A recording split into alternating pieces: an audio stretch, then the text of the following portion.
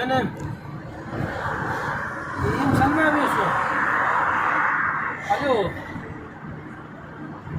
Ben gidiyorum yine havalimanına. Ne yapayım? Ya ben bir telefonu düşürdüm, telefonu kırdım. Hiç kimsenin numarası yok. Ben de bizim eve gittim, araba telefonunu aldım. Onda da hiç kimsenin numarası yok, senin numaradan yok. Aslında seni oradan geçen şu parayı verecektim ya. 750 lira birlikte şimdi bana hiçbir şey çıkmıyor, bende iş yok. Abi canım hiç şunu vereceğim, şunu vereceğim adama ya. Şu 750 liraya vereyim de üstünü tamamlarım ben bir ara. Aynen öyle yap ben sana şimdi vereyim 750'yi, bunu en azından çıksın aradan. Onu vereceğim ben kaldı. Onu akşamına hatırlatmana da yeni vereyim ben sana. Tamam ciğerim. Aynen. İyi hadi bay bay.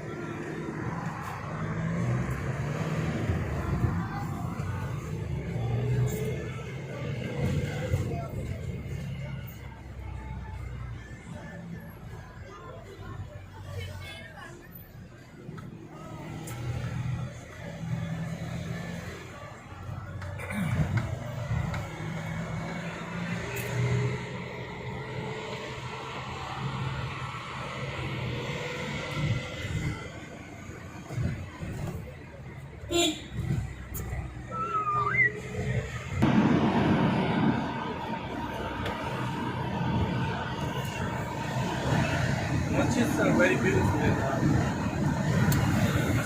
Very beautiful. Here is more than beautiful.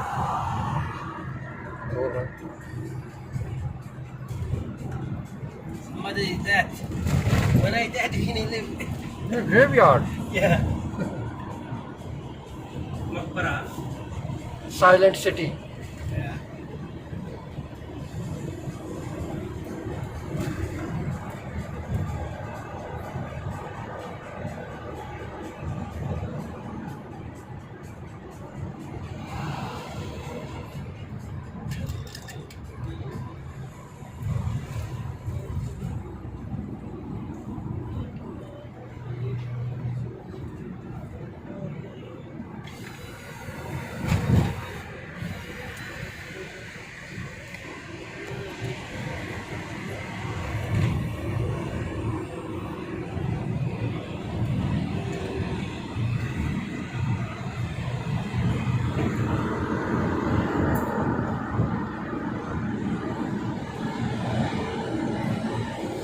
Beep.